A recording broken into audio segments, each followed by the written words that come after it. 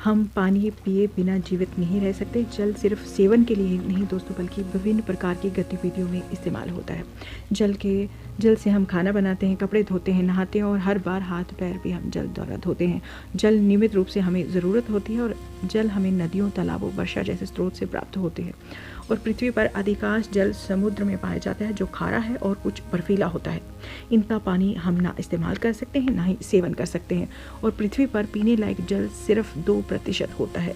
जल एक प्राकृतिक संसाधन है जिसका सोच समझ कर इस्तेमाल हमें करना चाहिए। और निरंतर जल का गलत उपयोग और उसे बेवजह बर्बाद करने की आदत ने मनुष्य और जीव जंतुओं को मुश्किल में डाल दिया है। दोस्तों, पर्यावरण जल के बगैर नष्ट हो सकता है और आजकल भूमिगत जल में काफ़ी गिरावट आई है, जिसके कारण ना सिर्फ गांव बल्कि शहरों में भी पानी की दिक्कत पाई जाती है।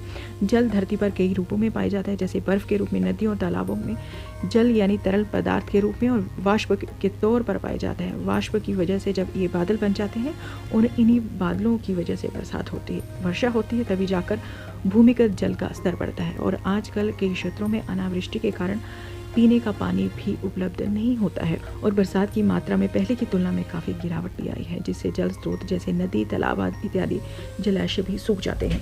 इसका प्रमुख कारण है मनुष्य का अंधाधुंध वनों को काटना। जी हाँ, वन और जो पेड़ पौधे हम काटते जाते हैं, इन्हीं के कारण जो वर्षा नहीं होती और पानी का अभाव हो जाता है।